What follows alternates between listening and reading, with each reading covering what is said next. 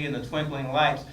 But no matter what film my dad made, Monster and the Stripper, Girl from the Back Row, or some other ones, Jimmy and Mildred Mulcahy would find their way into it. Now what's funny about this one, they sent this footage to us. We didn't even shoot that one. That's why it doesn't intercut very well. But if you were to see Girl from the Back Row, they're also in it, harmonicating away.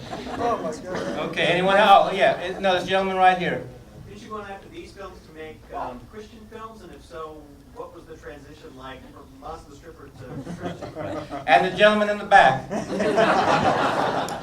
That's a very detailed and in-depth question, which I will give you a short answer to. We were almost killed in an airplane accident. Do you remember the airplane accident? I sure do. Tell them about it. Well, we were taken off at the airport and flying over when all of a sudden the motor went dead. And here we are up in the air with no motor and very little fuel. We had lost the fuel. So what do you do in a case like that? But my husband, thank goodness, he had presence of mind to swerve around and come back to where we started. Because if he had just going on, we'd have all been killed. But he had presence of mind, because he was a good aviator and he knew that airplane, that he turned around and came back, and we landed that plane safely. That's why I'm here today. And now, the rest of the story. We did indeed take off. Everything she said is true. My mother really never liked flying. My dad was a commercial pilot, and myself a commercial pilot. We loved it.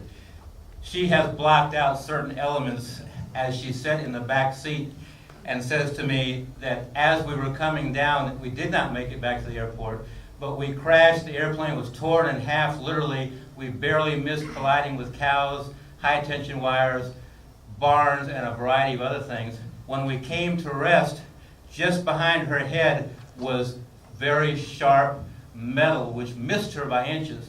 I got out of the airplane, dragged them out, ran to get help. It did not catch on fire. It was full, but we did not make it back to the runway. We landed wheels up on purpose because it was an undulating valley that we landed in.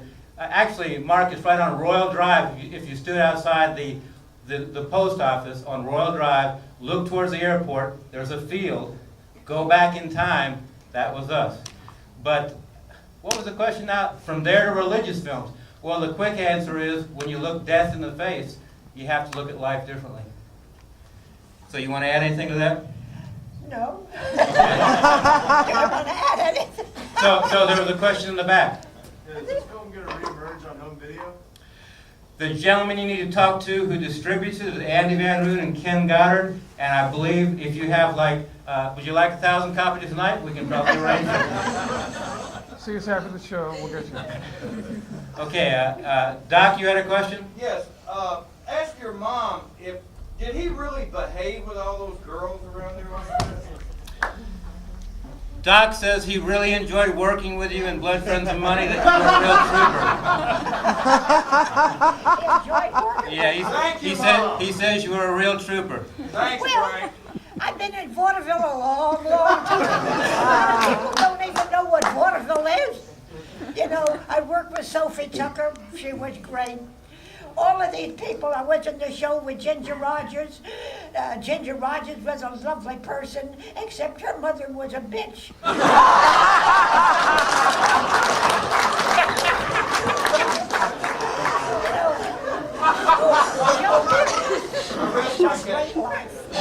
You travel here, you travel there, you meet people all over, and some people you never forget. You remember them for all of your life. And there's many people like here tonight. I'm never going to forget this gentleman over here, this Andy, because he's the greatest exploitation man I've ever been. Next to the Ogre Band. And of course, our favorite guy, Ron Ormond. The what? Your husband. Oh, say goodbye to him? No. So go ahead, go ahead. What do you want? Okay. Keep bragging on Andy, he liked it. Yeah, All right. that exploitation part I like. Talk about how you sold the films, how you distributed them. The drive-in movie stuff was good. Well, in making a motion picture, you gotta have a distributor. So in order to distribute the picture and play it all over the country, like right now, this picture is doing extremely well in England. Tonight we're showing it, but it'll still be showing in England. And Germany, they love this picture in Germany. Oh, they just thought that this was terrific. They loved the monster. Oh, poor old monster.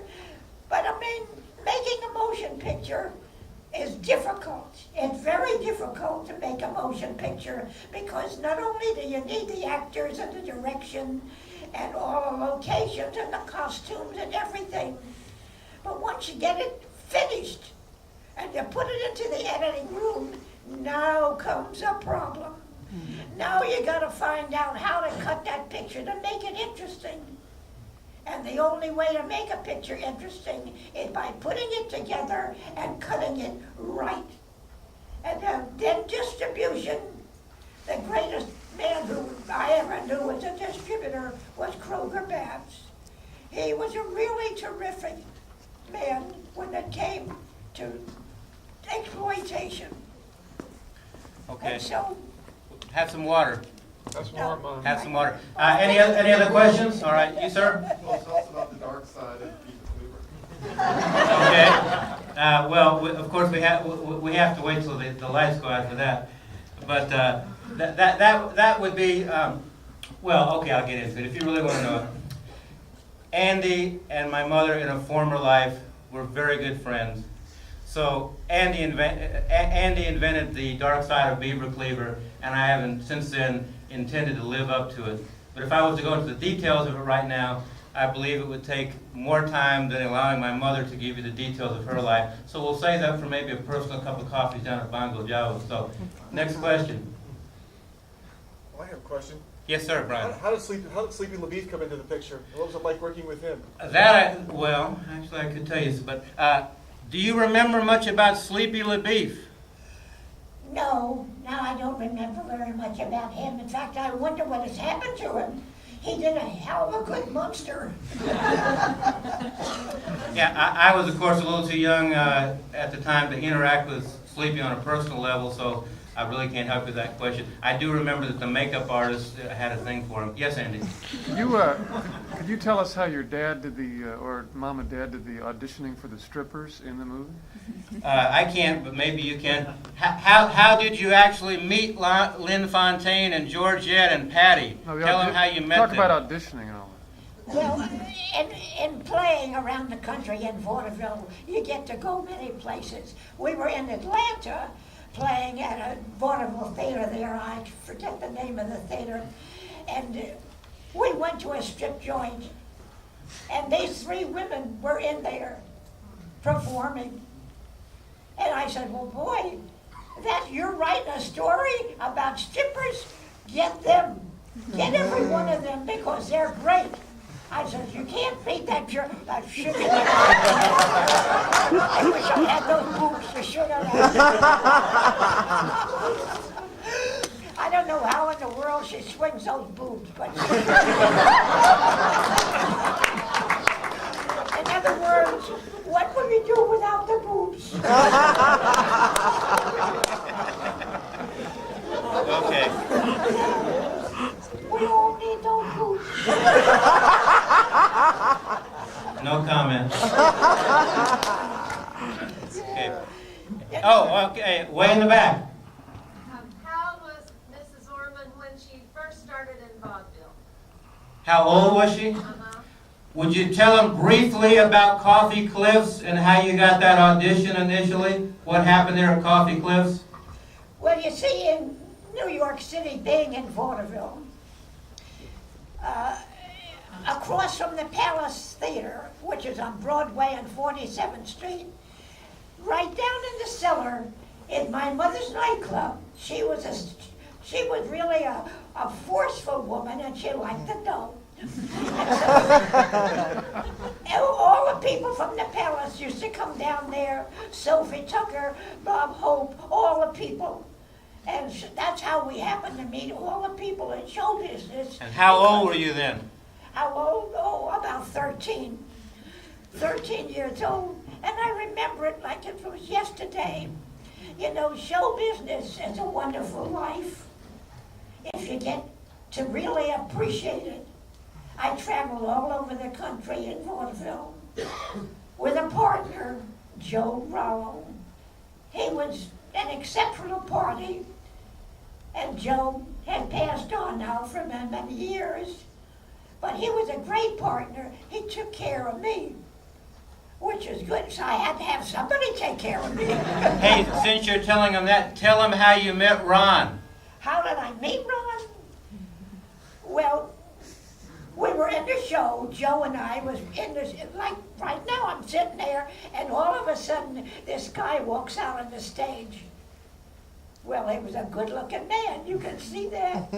Here he was a lot older, but when he was younger, boy, he was so handsome. And out he walks on the stage, and I said, Joe, you see that guy up there? I never saw him before in my life till he walked out on that stage, but I'm going to marry him. He said, you're going to marry him? I said, you bet your life, because I'm never going to find another one like him. And I never did. I haven't to this day ever found anybody to equal what he was. They got married 6 weeks later. Yeah, that's right.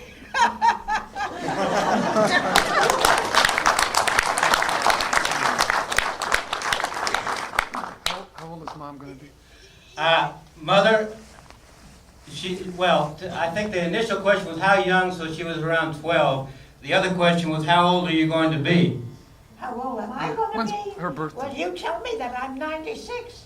No, you tell me that you're 96. I tell you you're going to be 90 on June 17th. No, I'm 96.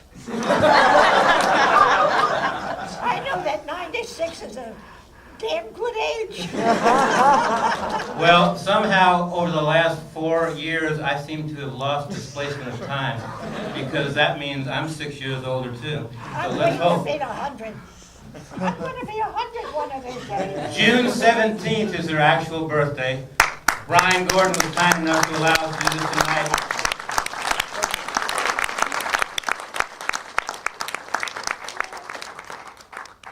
Show business has been a great experience. Making motion pictures is a great experience. Being here with you people tonight is a great experience. And especially getting to know Andy, my friend. Okay, so any other questions? I have one. Yes. Oh. Ask her if she remembers how hard it was to teach us to do those fans. Would you, Mother, you see that young lady right there with the Yeah. pink shirt? Whether you remember it or not, she was one of your dancers with the balloons and the polka dots. In the picture, I had which a bigger nose then. which one? Well, we'll go into what she wants to know is what was it like working with them? How hard was it to teach them to dance? How was that one? Was it difficult teaching them to dance? And do the Teaching the fans. girls? No, they were all from dancing school, and they had been strippers, and they.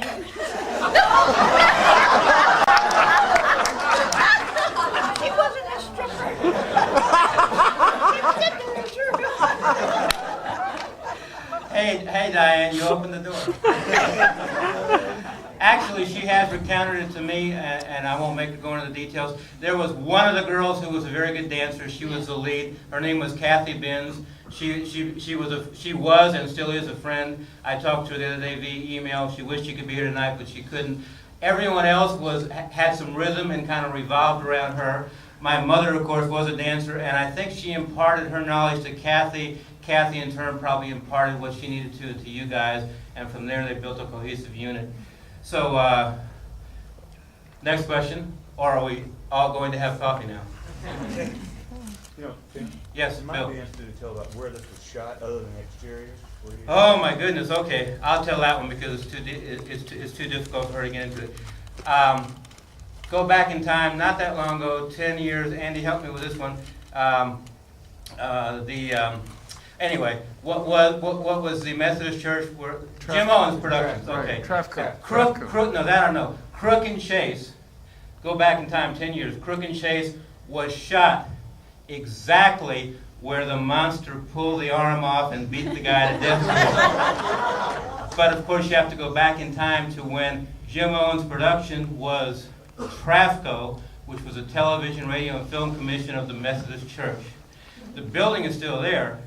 The evolvement of time and space, of course, has happened, but I think that's your question, Bill. Now, as far as where the exteriors were going, oh my goodness, everywhere. New Orleans, the Okefenokee swamp, stock footage, Bill Bernard building sets inside, jumping to the next cut being outside hundreds of miles away.